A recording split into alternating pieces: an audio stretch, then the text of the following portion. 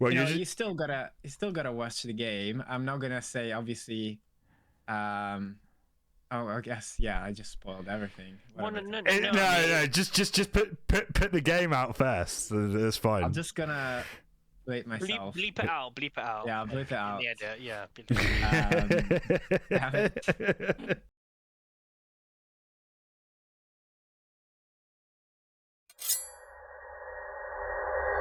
What is up, guys, and welcome to another episode of the Nexus Podcast. This is Season 2, Episode 6, and we are pleased to be here with you guys today. I hope everyone is doing well. Got a bunch of things to discuss today, and we'll do the normal hellos. How are you doing, Emmy? You good? I'm good. I think it's been quite a busy few weeks, so I've been missing in action on locals. I miss my friends, but I'm looking forward to hear from them how it went this weekend. Other than that, all good. For you, Harry? Pretty good. Yeah. When Play Nation on Saturday, they very graciously delayed the tournament by an hour as I was running pretty late. Not all that worthwhile though for everyone, as it meant that I was the fifth man, which skewed up the whole locals thing. We had to play an extra round. I got 2 buys and lost my other 2 games, but always good to hang out with everyone and play some Battle Spirits with the boys. And then on Monday we had Josh's online locals as well. Thought I'd throw my hat in the ring. Again, didn't go that well from my point of view, but it was just great to be a part of a good time. So yeah, been a good week. How about you, Karen? How's everything going? Good. Yeah. Obviously, Play Nation locals as usual. Went there last week. We'll be there next week. Week after. Actually, wait. The preseason's coming up soon, so not that weekend. It's good. I mean, the TP's situation in the UK is a bit dire. So, our locals has officially run out of winner packs, full stop. So hopefully they get their TP04 lot in, like, literally this week. Locals was good. I mean, it was a bit weird, 4-round locals because of weird tiebreakers. It was such a weird locals because me and Kieran were both EXO going into round 3. We were both 2-0. But for some reason, due to like the way the pairings worked, we didn't play each other. So it made this weird situation where if both of us won, there's a round 4. If one of us lost, there's only, it's over. But we both won, so we had a 4th round, and then Hari got a second bye. My guy just vibing. So he finished 2-2. Big up to Hari. Stellar record. Heroically done, yeah. With my ice shieldless set 1 red aggro, it was Whoa, very impressive. I guess There was a Polon. There was a set 4 card.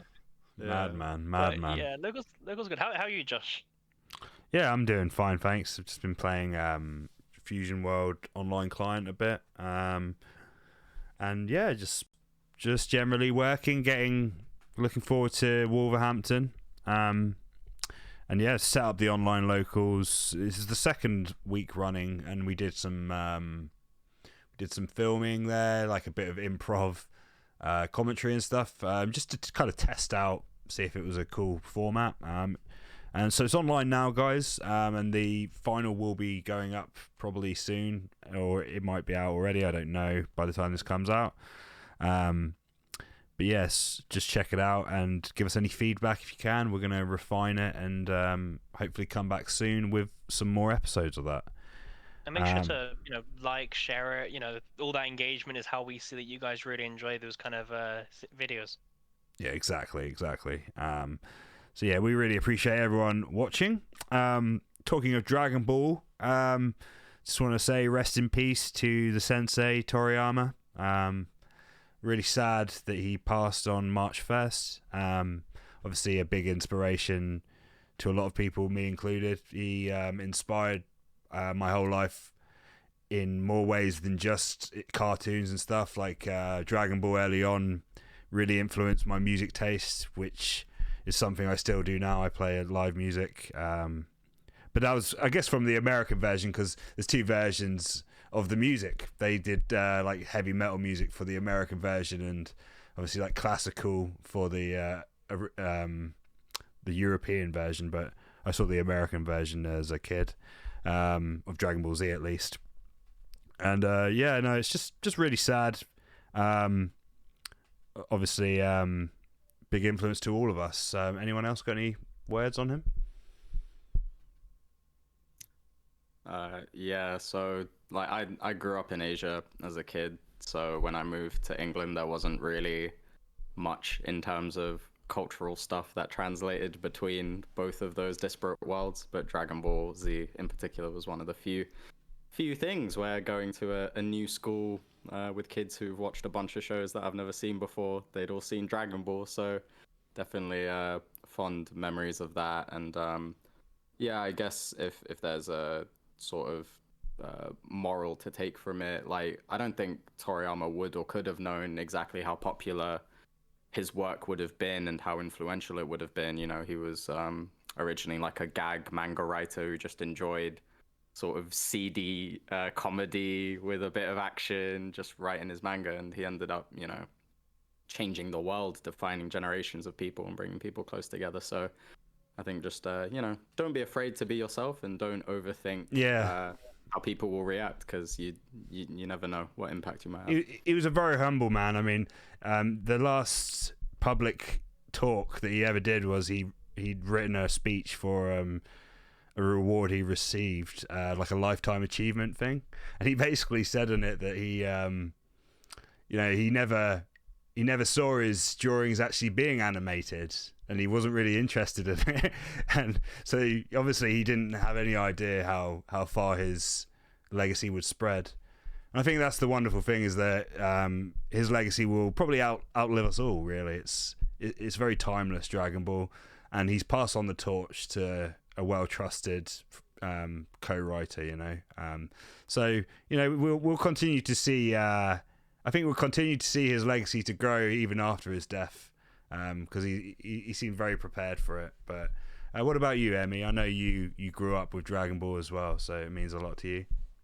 Yeah, for sure. I actually, coincidentally, I'm wearing my Made in the 90s shirt. For me, as a young kid, like being like a bit weird young kid, Dragon Ball was like a point of connection with a lot of people at school, and made me, you know, make a lot of friends. And I just remember just the loop of, you know, going to school to just spend time talking about the previous Dragon Ball episode, and then go like rush home to watch the episode. And then, yeah, and it would literally it would literally just be half an hour of like Goku powering up a spirit bomb. Yeah. And that would be like for a whole week as well. It'd be like every day, just like, oh my god, he's still powering up. He almost got beaten by Frieza. Yeah, you know what I mean? It's so funny. Exactly right. Like it was. Yeah, we were all there. We were all there. Speculate what's gonna happen, and then, you know, and you know, there was a lot of product and merchandise around there. I remember like there was like a phase of like magnets. It was like huge. Yeah. But yeah, a huge part of my childhood. Also, Dotter's lamp was big as well. Yeah, Chrono Trigger as well. We can't miss out on some of his other pieces and loads of others. Yeah, so yeah, just you know, really sad. And coincidentally, we started talking about Dragon Ball last week, right as it happened. But yeah, I think a great takeaway that Harry shared in terms of, you know, what we can take with us from Toriyama. Absolutely. What about you, Kieran? I'm not sure how familiar you are with Toriyama's work. A bit, like the the Dragon Quest designs and one other he did. Like I was never into Dragon Ball Z personally, or Dragon Ball in general. It was never kind of my thing. But I think like regardless of if you're a fan or not, like Dragon Ball is one of those franchises, and I mean his works in general were like it changed. Like it's going to be revolutionary for the industry when it happened, and it's still going to be. It's like it's timeless, right? Yeah, Like, it's iconic. It's even definitely exactly. Like I never watched or played any Dragon Ball anime episodes or games, but like I've seen a lot just because of how widely loved and shared it is. From yeah. all I the mean, medias, right? everyone knows who Goku is. Let's be honest. Like Exactly. From all the medias, right? The movies, the TV shows, the video games, mobile games, card game. You could go on forever, right? Like yeah, it's a a time. very. I mean, lucrative wise, it's a very very. There's a lot of money involved in Dragon Ball. It's up there with like some of the top franchises. So, but that goes with the time it's been around. 45 years. I think it is that since Dragon Ball was incepted, the original. He was Dragon quite Ball. young as well, right? Like he was not that old, like late 60s, maybe mid 60s. Yeah, he was. I think he was 69. When he passed. He's still reasonably young. Yeah, exactly. Not that old. I'll add quickly, like in terms of sort of the impact Toriyama's had. Obviously, like nowadays it's pretty normal for like people in the West to be into like manga and anime and stuff like that. But when most of us were growing up, like there was just Dragon Ball. Really, it was like Dragon Ball and Pokemon, but Pokemon was more like the toys, I guess. So it can't really be underestimated how much Dragon Ball in particular helped to bridge that cultural like the East and the West, and absolutely there are particular aspects in terms of Japan adopting Western culture, but certainly in terms of the West adopting the manga anime, it's been so influential. Like it bleeds into everything. Yeah, and I mean I mean like the influence of Dragon Ball goes far and wide and has created other crazy things. Like some people never really notice, but the Final Fantasy VII franchise, Cloud is his whole image and look is just based off of Gohan in the Cell Saga. Literally, he's a purple costume with yellow spiky hair, and Cloud has become like an icon within the gaming world. He's one of the most recognizable characters. So it just goes to show how widespread the influence is from the artwork of Toriyama. But yeah, rest in peace, Toriyama, and thank you for everything. I'm sure. And here's a little card actually, which is actually Toriyama's art of Goku as the angel flying away, which is kind of an appropriate card for Toriyama, really. The God Rare. I actually pulled that as well from a Winnerbox tournament. So, and now the card means a lot more now, I think, after all this. So, but yeah, any final thoughts on Toriyama, guys, before we move on? Rest in peace, Toriyama Sensei. Thank you for the fun memories. Exactly. All right. Oh yeah, and the other thing is, every other anime artist, if you see the outpouring from them, in regards to Toriyama, you can see like the creator of One Piece, the creator of Naruto, the creator of all of the other animes, just they saw him as the sensei. So he's obviously kind of a godfather figure in the community. But yeah, rest in peace, Toriyama, and yeah, your legacy will live on. But yeah, let's move on from that. We'll do a little online locals recap. We've done 2 weeks, so we can just kind of talk about what's been going on. So Emmy, do you want to take the lead on this? Got the information up on screen, maybe? But we kind of wanted to use this time to share a bit of like which decks are being used and what kind of like results we're seeing, just to kind of hopefully start a conversation, inspire you to try maybe new things. Absolutely, yeah. Yeah, so what we seen last week was we had, so out of the 8 players, we had 3 Hydra decks. Surprise. Yeah, I'm surprised there were more. Hydra decks that were mainly male. One was like described as aggro. And then we had a red mid range, which was a Ira mid range with a trident.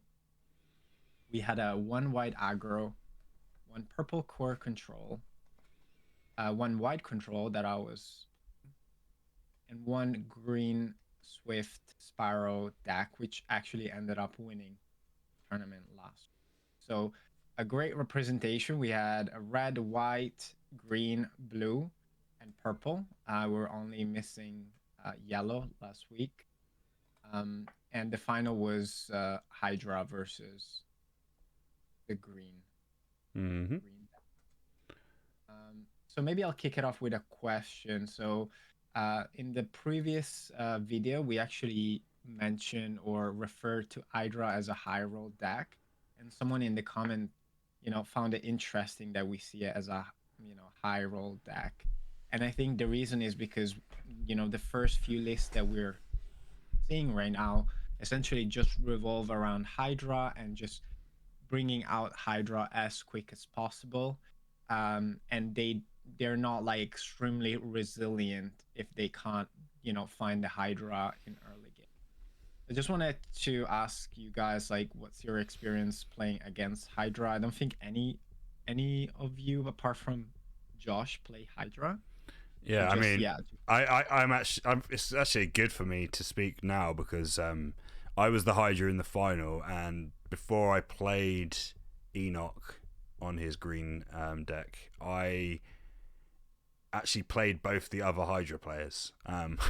Interestingly, my build is actually a little bit different to standard Hydra. Like you say, the standard strategy at the moment is to rush Hydra out as quickly as possible. Don't get me wrong, when in Rome, I will do that and slap it down and, ask the question. However, I was playing more of a sort of slightly mill-centric and using pollen to kind of get, to see my deck quicker, and be able to recur Nexuses and stuff with the Rock Golem and have a bit more sort of setup rather than just playing sort of low costing blue aberrations. So yeah, I mean, I also have a lot of tech for anti Hydra as well, so pretty much basically I had the answers to the Hydra when they were going in, and they were best of 3 games. I think I won both games 2-0.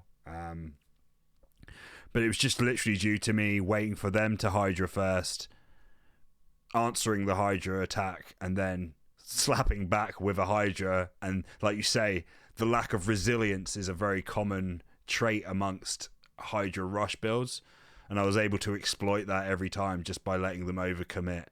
And yeah, that seems to be the strategy really for the mirror. Just allow, just have the answers in hand, skill ceiling kind of thing. Just answer it. Right? Yeah. How was for you, Harry and Kieran? Maybe I'll start with Harry. I mean, you joined this week. Yeah. So I played against one Hydra at the online locals. It was Marv's. So his was like Hydra with green as well. So he ran Emerald Sanctuary, Alrain, and Bark Maiden. So I think the list I was playing was like Mandala, but it ran a bit of Ira as well as a little Mandala Ira, cheeky. Yeah, I just wanted to try it out, and it was interesting. I think like Ira's a really fascinating card, and like the more I think about it, the more I'm just like, oh, what stuff of my own can I pop to get cool Rizzy plays off it?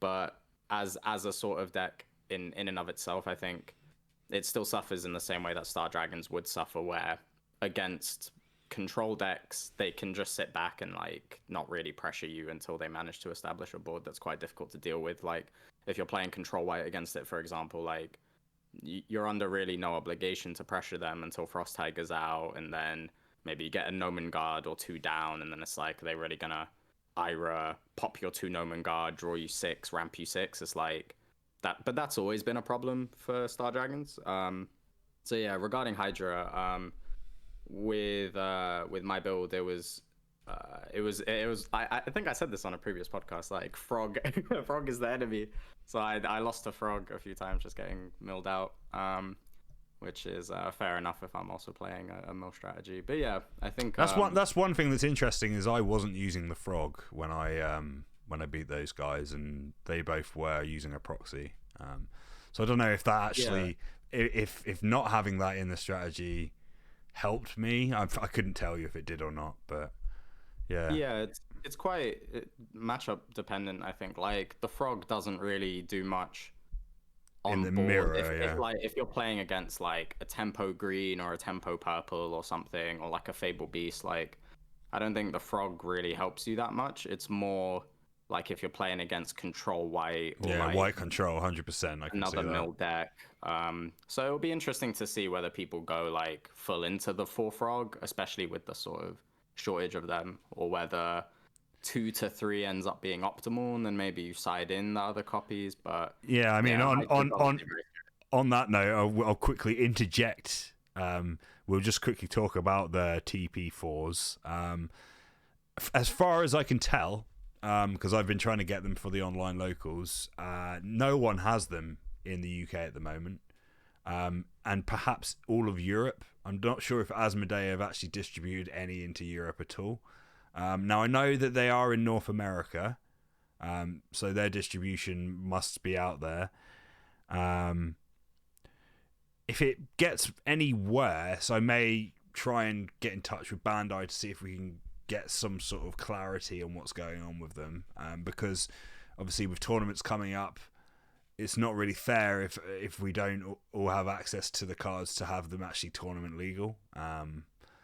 So in these situations, Bandai previously in the past with Dragon Ball and stuff have actually sort of outlawed the use of promos if they're not widely available to the player base. So I guess we'll see what happens with that. Hopefully they do just come in the next week or so though, and we can get them distributed out. The aim is for my online locals to start as soon as I have the kits available.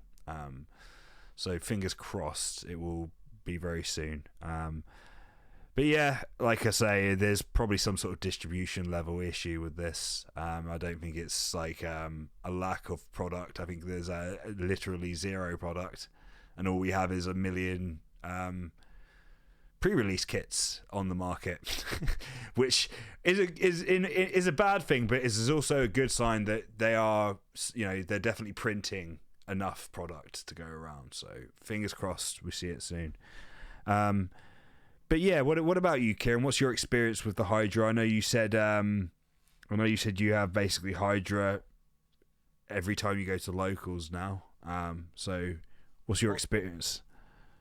Well, yeah. So yeah, we do have two very regular Hydra players at locals consistently. I took Hydra to locals last weekend just to kind of help the numbers of Hydra. Oh, you took it yourself. Interesting. Yeah, I took it myself, just because try and support the local Hydra scene. But yeah, no, I mean it's okay. It's a deck, like it can win very fast. It can also win mid game. It can win late game. It can win it can win at any moment. Yeah, it's disgusting. There are like I will say, like, as time has gone on, like you are seeing, well, I'm seeing like people play more interesting cards in their deck, like tech cards that they maybe wasn't playing before. Yeah, I mean, if you play, I feel like if you play it in a basic sense, as Harry said, you are open to losing.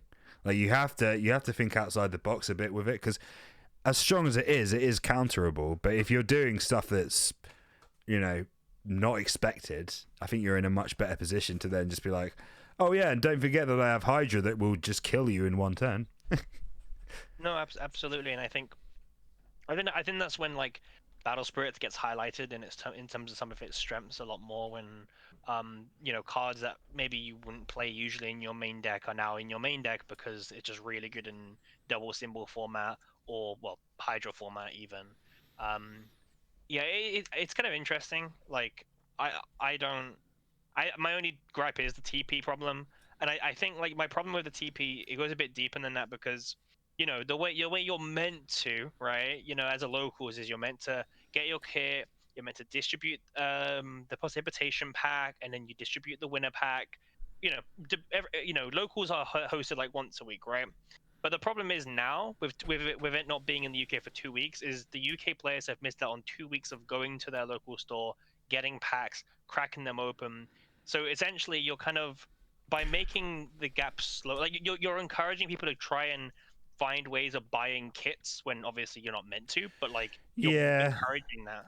I mean, at the same time, like I said, I'm not sure if this is actually Bandai.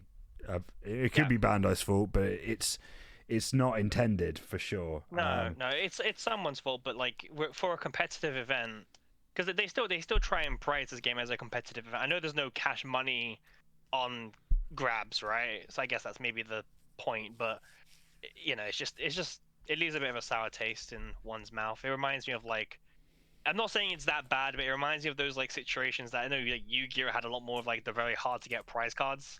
Yeah. Where it's like they were very scarce and they were very strong. It feels like a bit of deja vu with some of the frog prices going around, which is like if you can find frogs right now, they're probably like a $40-50 card. I mean, they're selling at $50 each, right? So yeah, I mean, it's definitely an issue, but like I say, hopefully it resolves itself soon. It's not like one person has a monopoly on the kits or anything and is selling them at a high price in Europe. They're just not even here. So it's kind of like we just need a bit of clarity, I think, so we can know where we stand moving forward. I think not being able to just open set 4 is a bit of a bummer as well. It's like you go to locals and it's like, do you want set 1 or set 2? It's like, I want set 4.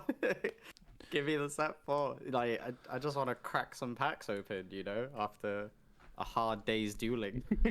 Yeah, absolutely. But yeah, no, fingers crossed it gets fixed soon. Well, this week hopefully. Yeah, I mean, we don't have many weeks left.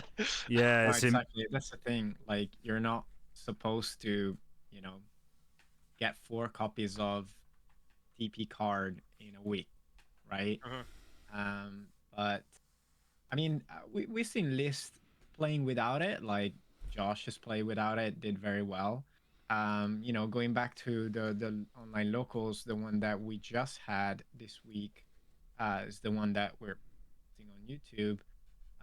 Again, we had 6 players, of which 2 Hydras,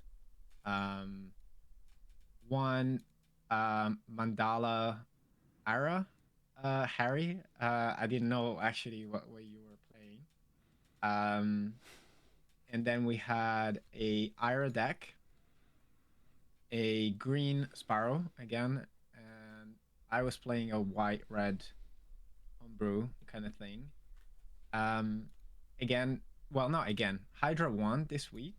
I was in the finals against Carlo. He was playing the Hydra. Spoiler alert. Spoiler alert. Well, people will know by now because they've probably seen, but well, I don't know if it's coming out before or after the pod. I forgot what we decided. That's true. But well, you still gotta watch the game. I'm not gonna say obviously. I guess I just spoiled everything. Well, no. Just put the game out first. That's fine. I'm just gonna bleep myself. Bleep it out. Yeah, I'll bleep it out. Yeah. I'll put out the game probably first because we want to talk about it, right? We want to talk about the results and you will see the game and definitely go watch it because I mean game 1 was 40 minutes and I'll just say I played so many cards. I got milled only twice, I think, and like I was down to 3 cards in deck. So it was a great game. It was epic to say the least. So obviously, I was commentating on it. So here I am talking about how set 4's made the game go fast, and then in the first feature match we upload, Emmy's just stalled the game out to 45-minute game. Yeah, I mean, literally, it was that way. It's such a good match. You do have to go and watch it. Like you do. It's good. 100%. And I used some of Harry's spice or recommendation. I just realized, um, just to give people inspiration. Zero costs are really good, especially in white. Because if you swing with Hydra and I don't mill, and actually I draw one, and then you give me a flash step to bounce it, and you've been greedy, try to cheat it out with like a labyrinth, then you're in the back foot maybe. So yeah, I just quickly maybe my experience. Like last week, I played white control, and I think I struggle a little bit in my matchups. Um, I think I had to adjust a few things. I mean, is also the nature of white control. Still felt really strong. Tiger is pretty incredible, but obviously there are some matchups where is a bit less effective. So against Ira, for example, red has usually like higher BP base, so the sand bottom 5Ks doesn't really trigger that much, and Ira swings above the tiger. But this week I brought a white red kind of like a sand deck, and the first matchup was against Ira, and I played more white. And I played just the elephant, doing what Harry was mentioning in terms of like just putting down an elephant, and if they came down with Ira, I would just cash in essentially. And the second was against Marv with Hydra, um, and I leaned more on obviously the zero cost and essentially setting the tempo in my advantage, and that worked pretty well. And then just Carlo did Hydra things in the finals. But overall, I think the meta feels super good. Like this week, we had, a white, a red, blue, green. I think only yellow is missing, and I don't know what everyone is thinking about yellow. If you played against it, maybe we can just chat through that. Yellow's decent. I've got it built. It's essentially just kind of like the Genbu strategy, but adding in the new Fabled Beast with the built-in lightning arrow. That card's really, really good against control white. And yeah, obviously the mock Genbu. Pretty much same strategy, but you're trying to something. I've pulled back a bit on the angel side of things. I do still have Flagellum in, but it's more sort of focusing in on unblockable 2 symbols really, which is extremely strong. And yeah, just using the same sort of Fabled Beast draw engine. I don't know if anyone's thought outside the box a bit. There is some. I mean, I've been using the Pentan because the mock Genbu's another lander. So if Pentan's in your trash, you can put it to the top of your deck, which is pretty spicy. That Soldier Pentan? Yeah, that one with that's free cost, free reduction. Really, really nice. I tech never there. realized actually that the new Gambu was the land. Yeah, it's Fable Fable Beast. Beast / Otherlander, yeah, which allows you to use effects like that. So I think it's a really, really nice little tech. And obviously there's like self mill in yellow.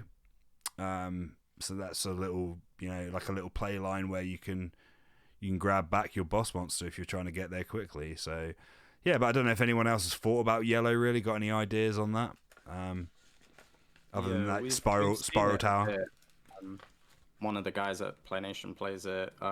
We've discussed it a fair bit there. I think like it is a bit difficult for yellow at the moment, sort of being wedged between Ira and Hydra. Like it can just get completely blown out by Hydra. Lightning Arrow obviously helps, but then it doesn't have the easiest time like dealing with Hydra once it's down, and the deck is a bit more susceptible to the mill aspect when you include frogs and stuff like that.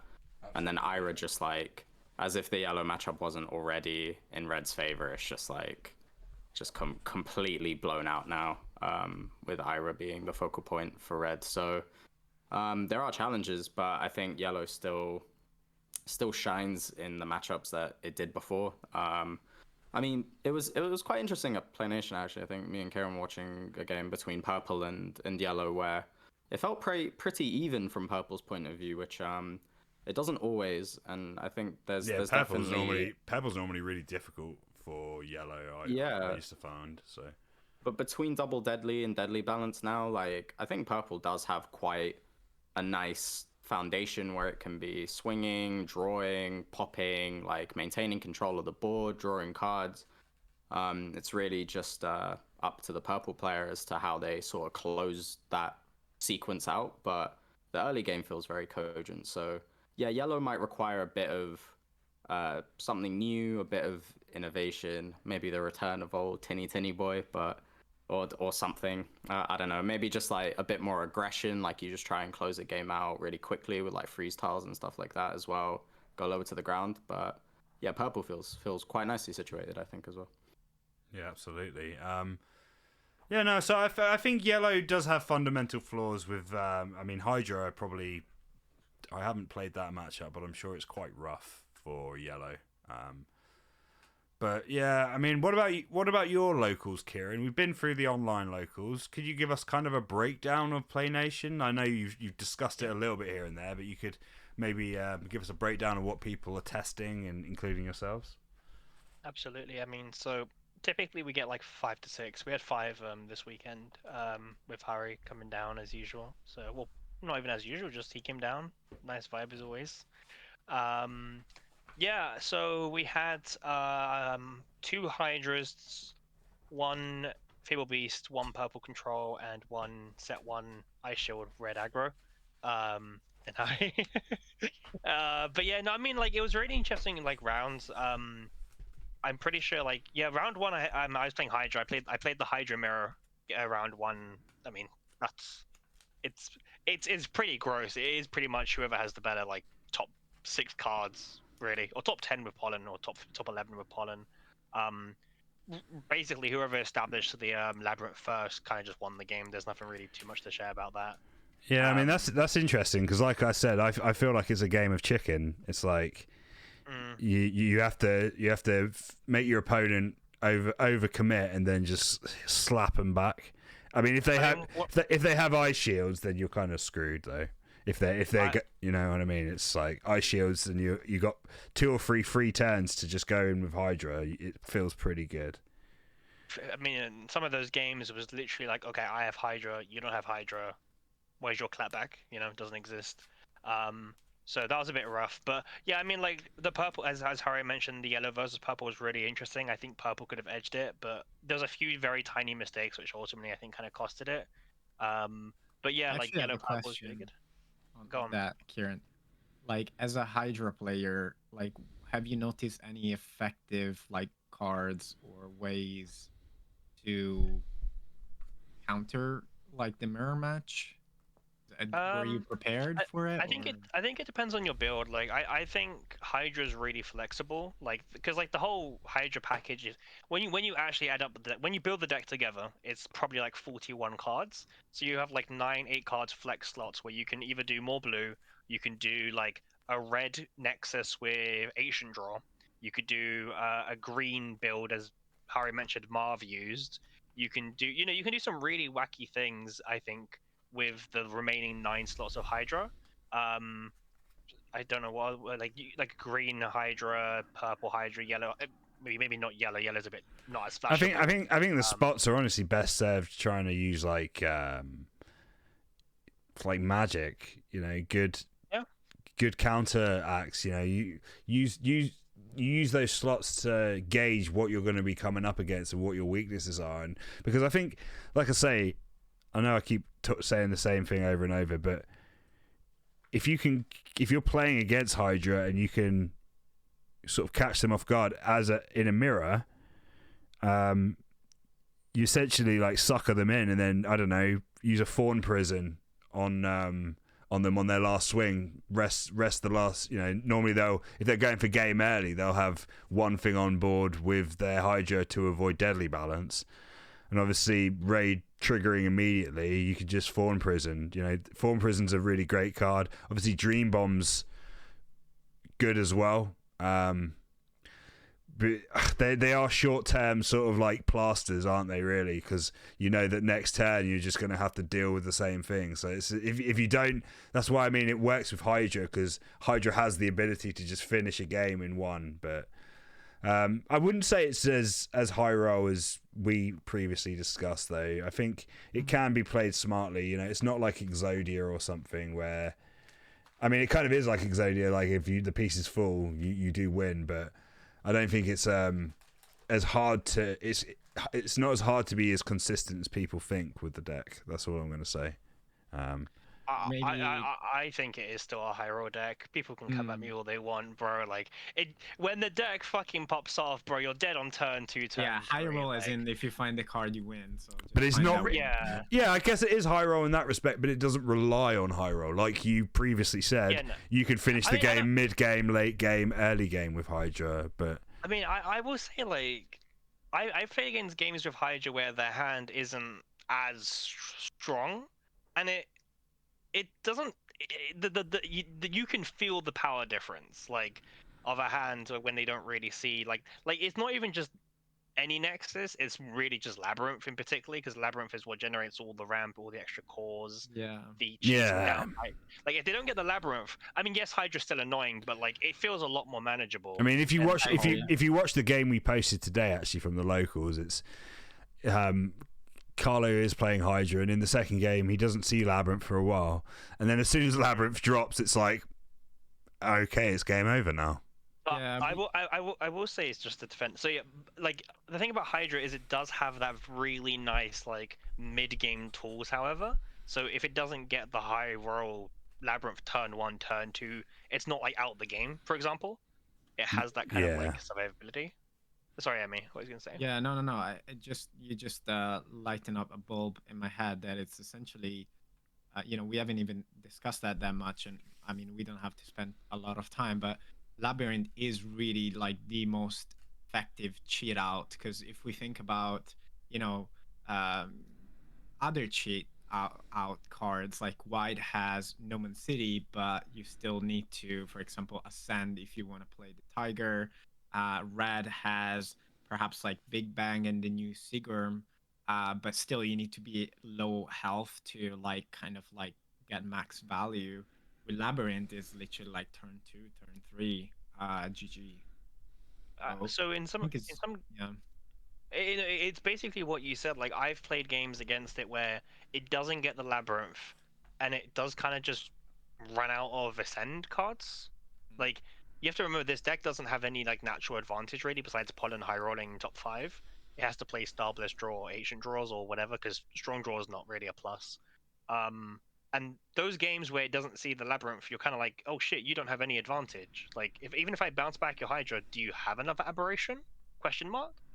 I don't even care about the cheesing effect. I care about the ramp is so gross with that card. Yeah, no, exactly. That's the Like- other part that is not fair, I think. Like you count the cores, you're like, okay, if they play Hydra, they don't have enough to put it to level 2. Oh wait, no, they do, because they're getting a core off of playing Hydra and also playing a thing to ascend if they needed to.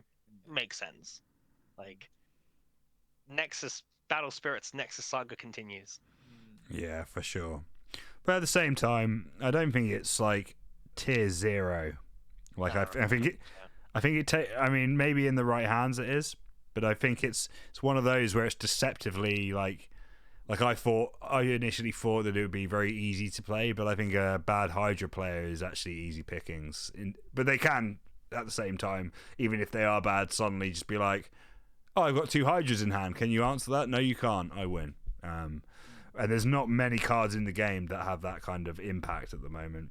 But I'm sure we're going to see a lot more. I'm sure we've seen nothing yet, and it's going to, Hydra, it's going to be this kind of same thing that we've been through with Green, where Hydra will be like, oh, do you remember when we were complaining about a Hydra? There's going to be like a Siegworm that on swing, the opponent just loses the game or something, something like that. The amount of people who came at me for like making that Gale comparison is insane. I wasn't directly saying it's Gale power level. I said it's the same premise of when people thought, oh, Gale is best deck in format, tier 0, here we go. People Yeah, are sure. people are very interesting on the internet. I mean, let's predict now. Will Hydra win the pre-release, or not pre-release, the pre-season tournament? I'm gonna UK say one. yeah. I'm gonna say no. I'm also gonna say no. Go on, Emmy. I'll go after. Just 'cause none of us are playing it, obviously. My instinct is actually, yeah, exactly. My instinct is to say no, but I don't know, man. It's really strong. I'll say yes. I'll say Hydra will win. I mean, do I just say no and then take Hydra again? Like that worked last time. So There you go. I don't know. It probably should. It should, probably yeah, should. that's It's a yes or no that's answer. It's a no, yes that's or the- no answer. Probably. Okay, okay, It's okay. the favorite. It one- probably is the favorite, but something being the favorite doesn't mean that it's gonna win, because then everyone's gonna hate on it, and like people's number one priority will be try to be competitive against Hydra. So that's Alright, more why I said what I said. My Yeah, answer I is mean, no, but don't be surprised if you see me with Hydra. Because last time I said no, it worked out really well for me. Yeah, no, that is true. I mean, at least you're I have a, honest. At least you're honest about it. I have a quick question on a couple cards that were mentioned as well. I guess on the aspects of high roll and consistency. How have you guys found Ancient Draw and Polon? As those are two cards which I think are definitely in that category of like when they go off, they go off. Yes. And sometimes you play the Polon in Mill 5 and there's no Nexus there, or like you play Ancient Draw. I think in Emmy's game from locals, his opponent played Ancient Draw, revealed an Ice Shield. It goes to the bottom of the deck or something. Yeah, it was Ice Shield. I remember it was Ice Shield, Dream Bomb, and Fawn Prison, and I was just like, ooh, 3 defensive spells. That's probably all she wrote. But yeah, no, I mean, I'll start off.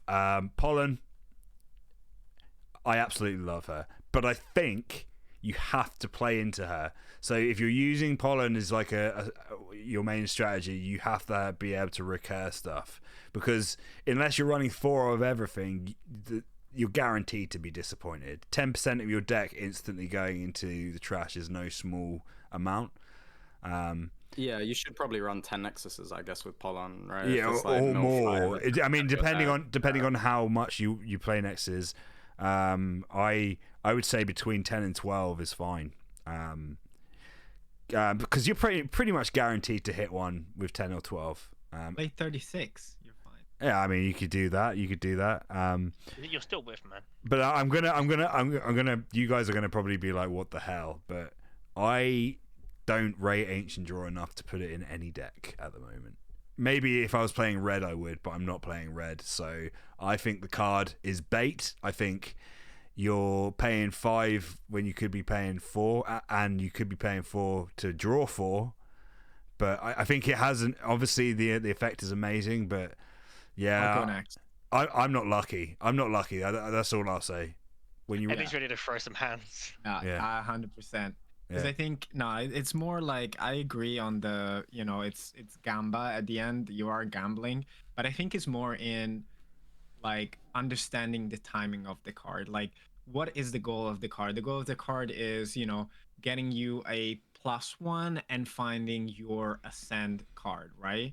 And I think if you're playing a deck that has like, if you're playing Hydra, you might play the Ancient Draw to, like, again, higher the chance of the high roll or just finding the card that wins you the game. If you're playing it in red, like, it really depends on, like, your situation. I don't think you can willy-nilly just gamba if, you just want to draw cards. First of all, you will have Star Blast Draw, which is still the best drawing spell. But I love Ancient Draw because it gives you that option of like, hey, based on how many cards you have left, what's the situation, do you want to get this +1 and chance burning some cards that you might need later, or do you keep it in hand and use the second effect, which is still really relevant, of a +5k? And that's why I love that card, is because it's not a dead card in hand. If you say, I've seen already all my ascent cards. I can't use this. I can't bottom deck 3 cards. I'll just keep it for the BP boost, you know? And it has 3 reduction, right? Is it not 3? Like, it's mad that it's for 2, you do plus 5k. I think it's really... If you're playing red, of course. Like, if you're playing red, yeah. Like I say, I don't play red, so if I was playing red, I'd definitely obviously play I think it. in your context, in a blue Hydra deck, it can be bait and it can be a problem if you just, again, willy-nilly just pay 5 to draw 2 and then bottom deck 3 spells. But in the game that we only posted, ascend as well, like if it's just the 4 Hydra, then yeah, I mean pay 5 to maybe dig into the Hydra. Yeah, it can fall into it. It's, I think it's definitely deck appropriate, and in a lot of situations, I think you're better served using Star Blast Draw. That's just my opinion. Especially if you want to burst it. Like four Star Blast is a given. Like I guess we're comparing it more to like charge draw or strong draw as that sort of secondary draw spell. Because even within red, like I find there are times where I just prefer charge draw, but then as Emmy says, like the 5k boost is really relevant, and it is something to where, like having played a bit of Pokemon now, there's a card that's somewhat comparable. It's called Poker Gear. It's like an item where you look at the top 7 and add a supporter you find there to your hand, and in some decks the supporters are really crucial. You can cast as many items as you want, but obviously that game doesn't have like a mana resource, so it's like it isn't like you lose anything if you cast it and then whiff, whereas in Battle Spirits, like paying 5 mana to draw 2, and then again, like you bottom deck some crucial cards sometimes, and then the opponent's like, okay, well, his Ice Shield's on the bottom of his deck, I'm just gonna swing in. It's tricky, I think, but yeah. Kieran, how about you? What are your thoughts on the high rolls? See, last time I said like bot decking or milling doesn't matter, someone made a whole video about why it doesn't like. No, shout out to Travi's video. Yeah, really good video, by the way. Do watch it. But I mean, I play 9 Nexuses and I play Pollen at 4. I can play 10. I play Pollen at 4. I think Pollen's a 4, even if you're playing at 8 Nexuses. It's the only +1 in the whole blue archetype, basically. So you gotta play it. Yes, it's a high roll, but guess what? I'm saying it's a high roll deck, so I'm playing it. Now, does it suck when I don't hit it? Sure, but when I do hit it, it's pretty good. Like it kind of goes to like that logic of like, you know, I think Josh touched on it very like slightly, like Pollen lets you see more of your deck, right? So if you don't have your Labyrinth in your opening hand, by the time you play the Pollen, you've dug through essentially 5 more cards. So if you haven't hit it, you're going to find it sooner, and if you have hit it, you just got it for free. And if you're doing something kind of funny like the Rock Golem stuff, or whatever, the Golem recursion, even better. So I think Pollen's a 4 regardless of your Nexus count. But yeah, you got to play enough to make it justifiable. Well, I on that, I actually don't play her as a 4. I think that you're killing me here. I think that after you've used her once, it's not actually worth using her again, and it can be damaging to, especially in a meta where there is a lot of mill. So generally I will play 1 Pollen, and then the rest will become fodder for strong draws or volcanic canyons and stuff like that. Although I mean, it depends how centric I'm going with mill, because obviously the mill effect that she has restanding at the end of turn, and that's very powerful.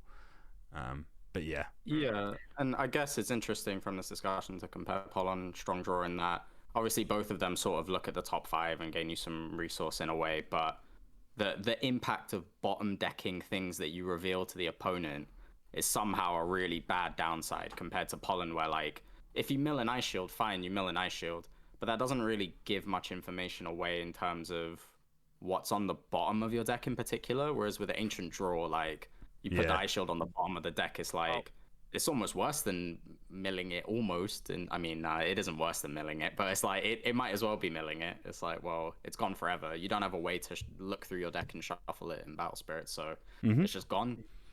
Well, one of my favorite things is in our locals game, I played against one of the Hydra players, and he went Pollen, and he revealed Ice Shield, and I was like, okay, that's really good for me. Hydra, and I was like, all right, a second Hydra, and then a third Hydra, and I was like, all right, we're vibing here. And then he revealed a Dream Bomb, and I was like, boy, 3 Hydras out of the game already. And then he tapped the Nexus and played the 4th Hydra from hand, and I was like, oh, okay, well, all right, I got outplayed, I guess. Yeah, that's the way to put it. Getting outplayed.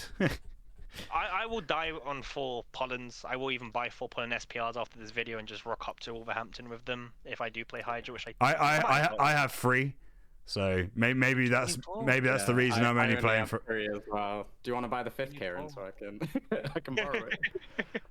But I did want to say about on H and draw. I think like, when I was talking about how Hydra's quite a flexible deck, I think like if you do play like a red Hydra, where you're playing like Volcanic Canyons or you're playing any other red Nexus, you can justify H and draw a bit more in that kind of build because you do have a bit more chance for the reduction. And the BP buff is pretty fat on that card. Like 5k is pretty incredible.